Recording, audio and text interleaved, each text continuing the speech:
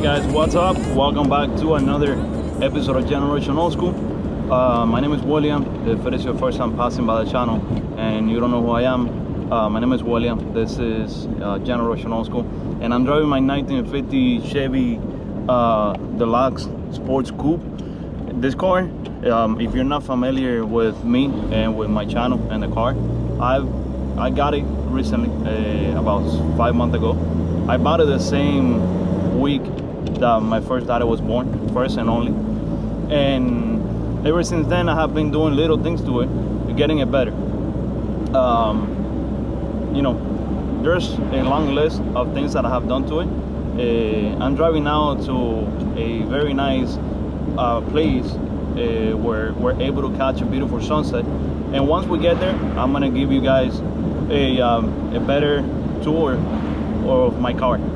But for now, some of the things that I have done to it, I converted it to 6 volts. Many of you guys already know that. And recently, I replaced the distributor points with an electronic igniter from Pectronics. Really happy. I'm very happy with the performance of the car. It starts right up.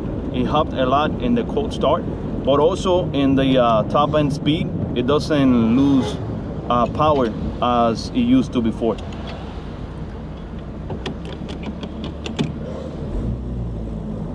Recently, the most recent thing that I did to the car, I lowered it 3 inches. And if you guys follow me on social media at Generation Old School on Instagram, I posted some photos of the car there. And many of you guys fell in love with the car. As a matter of fact, I got a couple DMs, private messages, or direct messages from some people on Instagram making me offers, wanting to buy the car now after I lowered it. And to be honest with you guys, after I lowered the car, it made me fall more in love with this car. Before, I was in love with the car when it was factory, but now that I lowered it and I gave it my own touch, I have to tell you that I'm 150% in love with this car. Like I said, I'm driving to this place. Once I get there, I'm gonna give you guys a full walk around. I'm gonna tell you exactly what I used to lower the car, if I'm happy, or if there's anything that I would have done differently, and what upcoming changes am I gonna be doing to the suspension. So stay tuned, hang tight, don't exit the video, and if it is your first time passing by here, go ahead and subscribe, and also leave a big like. That's really gonna help my channel perform, and it's really gonna help the video get to other people that, just like you and myself, like old school cars and classic trucks, and you know, this culture of the 1950s era. So let's go. I'm getting there.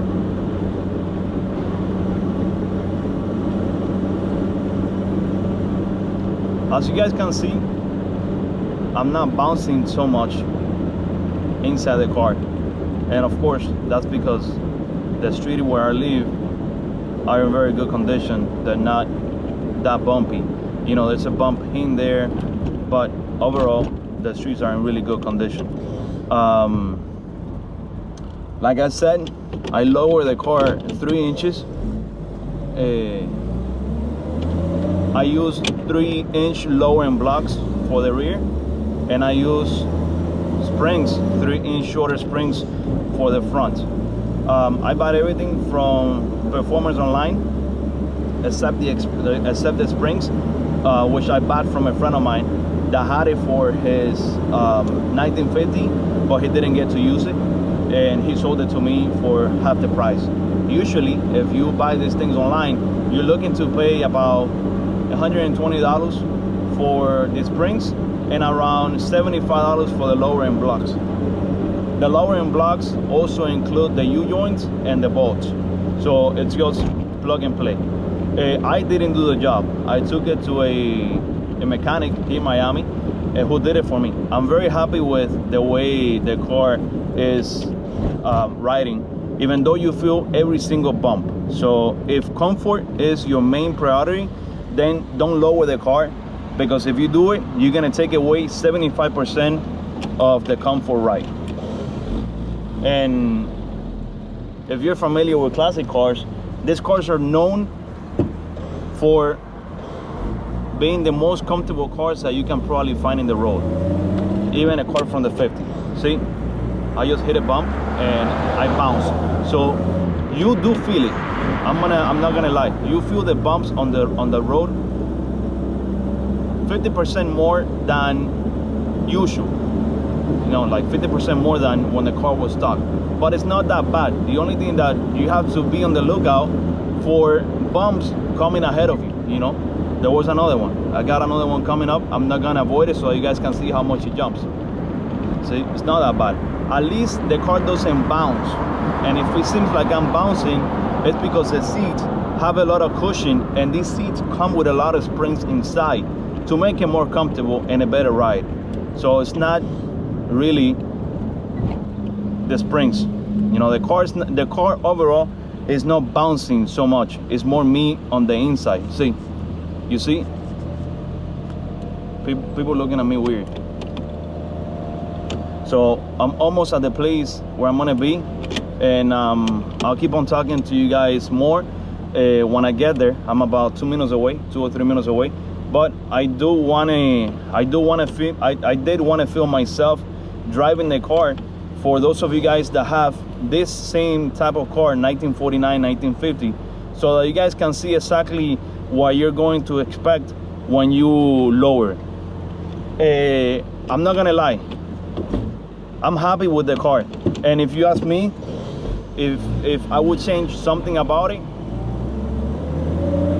that's something that I'm gonna answer when I get to the place that I'm gonna be at now. I'm trying not to edit this video so much, and I'm trying to make it as natural as possible, so that I can give you the full enchilada, so that I can give you the full experience. Look, right now I'm doing 30 miles per hour. Even though it feels like I'm doing 40. I might be doing 40. But the speedometer cable in this car is a little messed up. That's something that I need to replace.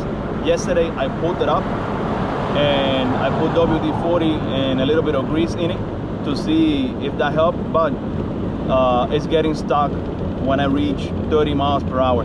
And I'm pretty sure that I was going a little faster than that. I'm gonna make a right turn here and I'll be at my destination in just a second. Let me show you guys where we'll be taking a video.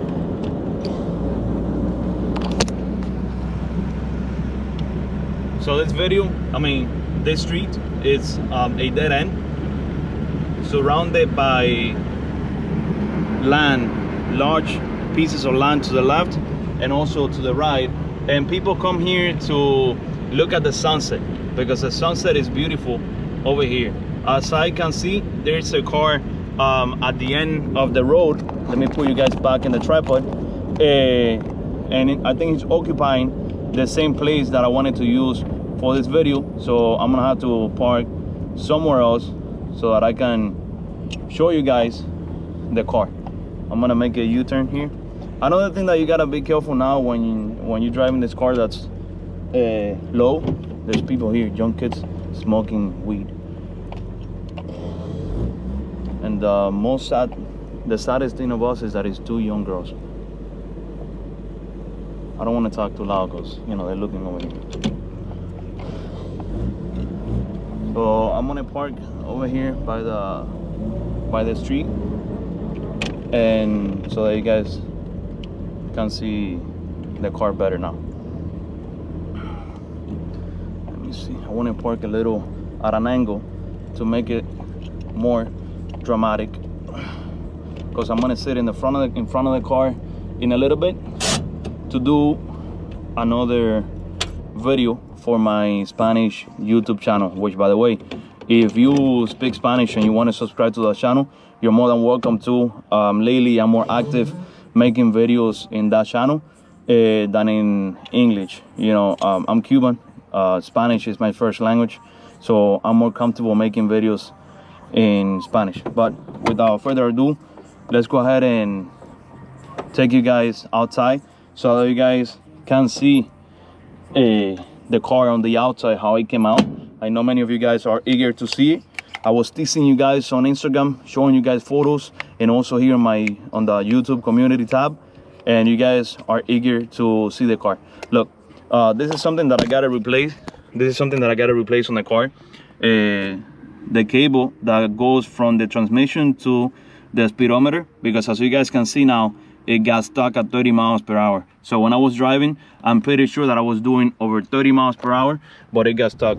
That's an easy fix. That's around $45 online. I'll be ordering that soon and replacing that. And another thing that I just ordered for the car is the sending unit, because the gas gauge also doesn't work. These are the only two gauges that don't work in the car: gas and speedometer. Easy fix. $45 for the sending unit from truck shop, car shop. I buy everything online.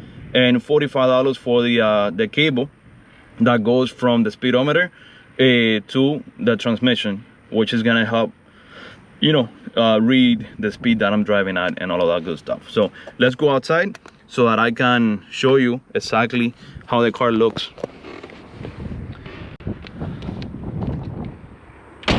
All right. I'm gonna put you guys back on this tripod, so excuse the noise.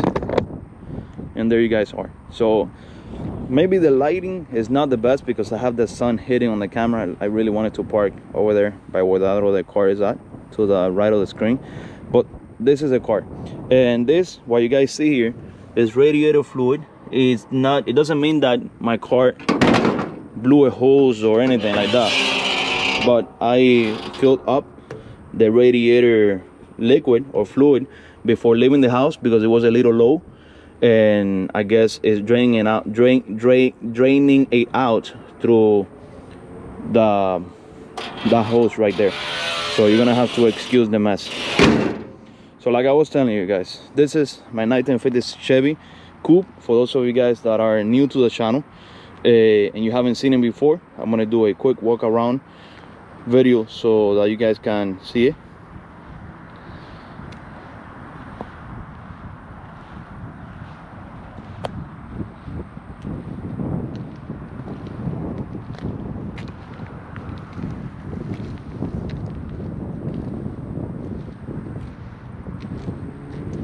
Tell me what you guys think of the new look in the comment section.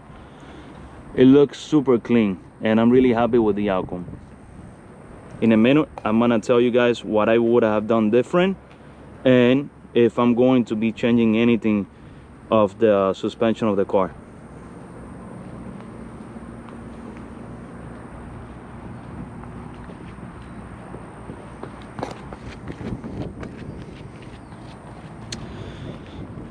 Let's see, where am I going to start? The car was much more higher before, like a lot more higher. It had a 4x4 look, and something that I wanted to accomplish was getting rid of the center hubcap in the back. Like this skirt used to be in the middle of the center hubcap for the rear wheel, and the front used to be much higher.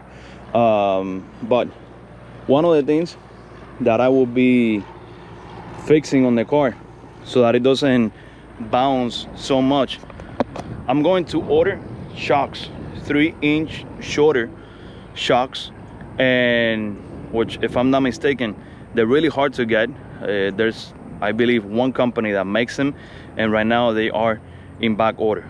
But there's another shock that they sell, I believe Napa or AutoZone has it, that is really hard, really stiff, and it's going to absorb the shock or the bumps better when you're driving, so it's not going to bounce that much. Many people told me to get uprights, and I was searching it up online, and uprights is not gonna help with the condition of the ride. It's not gonna help with the comfort of the ride. It's more for lowering the car. It's gonna lower the car a lot more than just coils and springs and shocks. But you still gotta have shocks and springs. The other thing that you could do if you want to spend more money, and if it then later on in the future you want to go with airbags, you can also go with a Mustang 2 front end, which I was thinking of doing. It's around $1,600, which in my opinion is not that bad, having in mind that you also have the capability of putting disc brakes and get rid of the drums.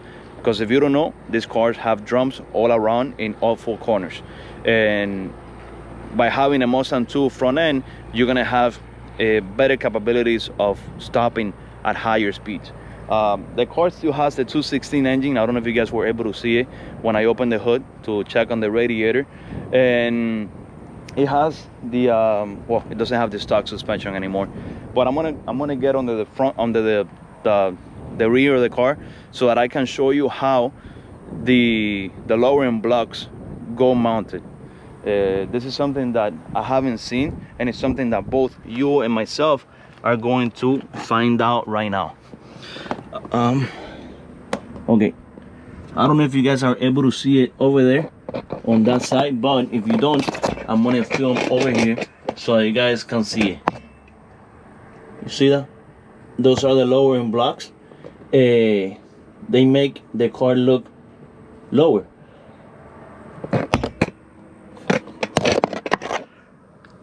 That's how you're able to accomplish that low look.